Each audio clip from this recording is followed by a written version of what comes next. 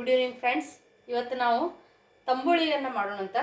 ಈ ತಂಬುಳಿ ಅಂದರೆ ಏನಪ್ಪ ಅಂತಂದ್ರೆ ಈ ಒಂದು ಕೊಬ್ಬರಿಯನ್ನು ಹಾಕಿ ಮಾಡುವಂತಹ ಒಂದು ಸಾರು. ಇದು ಯಾವಾಗ ನಮ್ಮ ಮನೆಯೊಳಗೆ ಈಗ ಬೇಳೆ ಅದು ಏನು ಟೊಮೆಟೊ ಅದು ಏನು ಇರಲಿಲ್ಲ ಅಂತಂದ್ರೆ ಈ ಸ್ವಲ್ಪ ಒಂದು ಇಂಗ್ರೀಡಿಯೆಂಟ್ಸ್ ತೊಗೊಂಡು ಭಾಳಷ್ಟು ಬೇಗನೆ ತುರ್ತಾಗಿ ಮಾಡುವಂತಹ ಒಂದು ಸಾರು. ಯಾರಾದ್ರೂ ಮನೆಗೆ ಗೆಸ್ಟ್ ಬಂದರು ಅನ್ನಕ್ಕೊಂದು ಏನಾರ ನಂಚ್ಕೊಳಕ್ಕೆ ಏನಾರ ಬೇಕು ಅಂತಂದ್ರೆ ಈ ತಂಬುಳಿಯನ್ನು ಮಾಡ್ತೀವಿ ನಾವು. ಹಂಗಾರೆ ಇದಕ್ಕೆ ಏನೇನು ಸಾಮಗ್ರಿ ಬೇಕು ಅನ್ನೋಂಥದ್ದು ನೋಡಿದ್ರೆ ಹಸಿ ಕೊಬ್ಬರಿ ಅಥವಾ ಒಣ ಕೊಬ್ಬರಿ ಯಾವುದಿದ್ರೂ ನಡೆಯುತ್ತಾ. ನನ್ನ ಕಡೆ ಇಲ್ಲಿ ಹಸಿ ಕೊಬ್ಬರಿ ಇತ್ತು, ಹಸಿ ಕೊಬ್ಬರಿಯನ್ನು ತೊಗೊಂಡಿನಿ. ಹಸಿ ಕೊಬ್ಬರಿ, ಸ್ವಲ್ಪ ಹಸಿ ಮೆಣಸಿನ್ಕಾಯಿ, ಒಂದು 4 ಹಸಿ ಮೆಣಸಿನ್ಕಾಯಿ, ಸ್ವಲ್ಪ ಕೊತ್ತಂಬರಿ, ಕರಿಬೇವು, ಬೆಳ್ಳುಳ್ಳಿ, ಜೀರಿಗೆ, ಹುಣಸೆಹಣ್ಣು, ಬೆಲ್ಲ, ರುಚಿಗೆ ತಕ್ಕಷ್ಟು ಉಪ್ಪು, ಅರಿಶಿನ ಮತ್ತು ಇದಕ್ಕೆ ಪುಟಾಣಿ ಹಿಟ್ಟು ಇಷ್ಟು, ಮತ್ತು ಒಗ್ಗರಣೆಗೆ ಸ್ವಲ್ಪ ಎಣ್ಣೆ. ಇಷ್ಟು ಸಾಮಗ್ರಿಗಳು ಇದಕ್ಕೆ ಬೇಕಾಗುವಂಥ ಸಾಮಗ್ರಿಗಳು. ಇದನ್ನು ಹೆಂಗೆ ಮಾಡೋಣ ಅಂತ ನೋಡೋಣ ಅಂತ. ಮೊದಲು ನಾವು ಈ ಒಂದು ಕೊಬ್ಬರಿ ಏನು ತೊಗೊಂಡಿರ್ತೀವಲ್ಲ, ಈ ಕೊಬ್ಬರಿಗೆ ಸ್ವಲ್ಪ ಜೀರಿಗೆ, ಒಂದು 4 ಹೆಸಳು ಬೆಳ್ಳುಳ್ಳಿ, ಮತ್ತು ನಾವು ತೊಗೊಂಡಂಥ ಹಸಿಮೆಣ್ಸಿನ್ಕಾಯಿ ಏನದಾವಲ್ಲ, ನಿಮ್ಗೆ ನೋಡ್ರಿ ಖಾರ ಎಷ್ಟು ಬೇಕಲ್ಲ ಅಷ್ಟು ಹಾಕ್ಕೋಬೋದು. ಒಂದು 4 ಹಸಿಮೆಣ್ಸಿನ್ಕಾಯಿ, ಸ್ವಲ್ಪ ಕೊತ್ತಂಬರಿ, ಮತ್ತು 1-2 ಹೆಸಳು ಕರಿಬೇವನ್ನು ಹಾಕ್ಕೊಂಡು ಇದನ್ನು ಕುಟ್ಕೋಬೇಕು. ಇದನ್ನು ಸ್ವಲ್ಪ ಜಜ್ಕೊಂಬರೋಣ ಅಂತ. ಈಗ ನೋಡ್ರಿ, ಒಗ್ಗರಣೆಗೆ ಸ್ವಲ್ಪ ಎಣ್ಣೆಯನ್ನು ಹಾಕೋಣಂತ. ಇದಕ್ಕೆ ಎಣ್ಣೆ ಏನು ಭಾಳಷ್ಟು ಬೇಕಾಗೋದಿಲ್ಲ, ಸ್ವಲ್ಪ 1-2 ಸ್ಪೂನಷ್ಟು ಎಣ್ಣೆಯನ್ನು ಹಾಕೋಣಂತ. ಎಣ್ಣೆ ಕಾದ್ಮೇಲೆ ಇದಕ್ಕೊಂದು ಸ್ವಲ್ಪ ಸಾಸಿವೆ, ಒಂದು ಸ್ವಲ್ಪ ಜೀರಿಗೆಯನ್ನು ಹಾಕೋಣಂತ.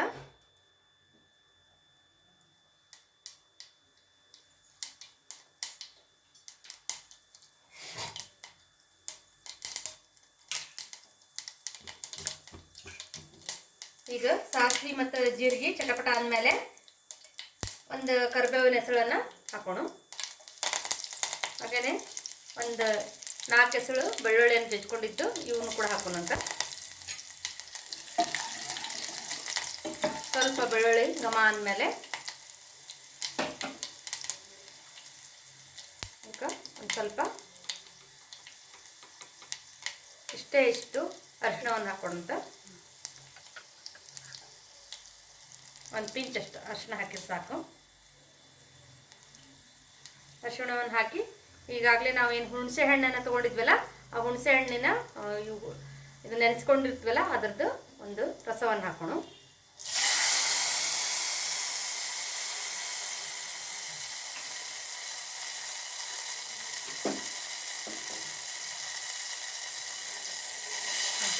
ಹುಣಸೆ ಹಣ್ಣಿನ ರಸವನ್ನು ಹಾಕೋದು. ಇದಕ್ಕೆ ಬೆಲ್ಲವನ್ನು ಹಾಕೋಣ. ಸ್ವಲ್ಪ ಬೆಲ್ಲ ಹಾಕಬೇಕು, ಹುಳಿಗೆ ತಕ್ಕಂಗೆ ಬೆಲ್ಲ ಹಾಕ್ರಿ.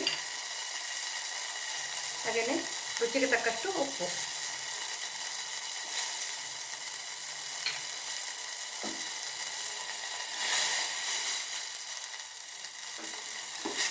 ಹಾಕಿ ಇದು ಸ್ವಲ್ಪ ಬೆಲ್ಲ ಮತ್ತು ಉಪ್ಪು ಕರಗೋ ಮಟ್ಟ ಅಷ್ಟೇ ಕುದಿಸ್ಬೇಕು, ಭಾಳಷ್ಟು ಕುದಿಸೋದು ಬೇಡ. ಇದನ್ನು ಸ್ವಲ್ಪ ಸ್ವಲ್ಪ ಬಿಸಿ ಆದರೆ ಸಾಕು.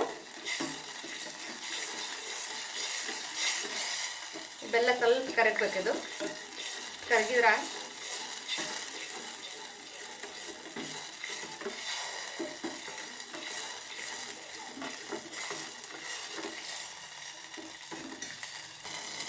ನೋಡ್ರಿ, ಇದಿಷ್ಟು ಕುದಿ ಬಂದಮೇಲೆ ನಾವು ಈಗಾಗಲೇ ಏನು ಜಜ್ಜಿಟ್ಕೊಂಡಿದ್ವಲ್ಲ ಈ ಒಂದು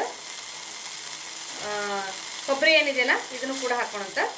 ಇದನ್ನು ಹಾಕಿ ಆಫ್ ಮಾಡಿಬಿಟ್ರೆ ಆಯಿತು. ಇದನ್ನೇನು ಕುದಿಸೋದು ಬೇಡ, ಕೊಬ್ಬರಿಯನ್ನು ಕುದಿಸುವಂಥದ್ದು ನೆಸೆಸಿಟಿ ಇಲ್ಲ.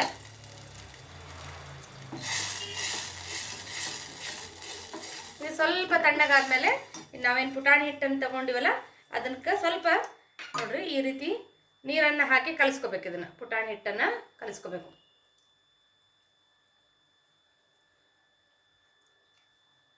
ಪುಟಾಣಿ ಹಿಟ್ಟನ್ನು ಕಲಿಸ್ಕೊಂಡಿರುವಂಥ ಪುಟಾಣಿ ಹಿಟ್ಟು ಏನಿದೆಯಲ್ಲ ಇದನ್ನು ಈಗ ಏನು ಮಾಡಿ ಇಟ್ಕೊಂಡಿವಲ್ಲ ಕೊಬ್ಬರಿಯನ್ನು ಹಾಕಿವಲ್ಲ ಅದಕ್ಕೆ ಸ್ವಲ್ಪ ಅದು ಆರಿದ ಮೇಲೆ ಹಾಕಿಬಿಟ್ರೆ ಈ ತಂಬುಳಿ ರೆಡಿ ಆಗ್ತೈತಿ.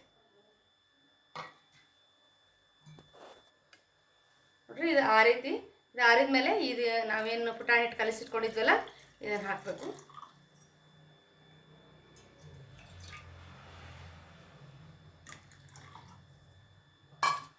ಸ್ವಲ್ಪ ಮೇಲೊಂದು ಸ್ವಲ್ಪ ಹಸಿ ಕೊತ್ತಂಬರಿಯನ್ನು ಹಾಕೋಣಂತ.